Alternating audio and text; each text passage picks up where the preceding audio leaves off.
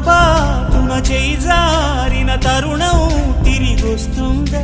ప్రతి పూటొక పుటలా తన పాఠం వివరిస్తుందా? మన కోసమే తనలో తను రగిలే రవి తపనంత కనుమూసిన తరువాతనే పెను చీకటి చెబుతుందా? కడతేరని పయనాలెన్ని పడదోసిన ప్రణయాలెన్ని అని తిరగే ఛాయా చరిత పుటలు వెను చూడక ఉరికే కథలు తమ ముందు తరాలకు స్మృతుల చితులు అందించాలా ప్రేమికులు.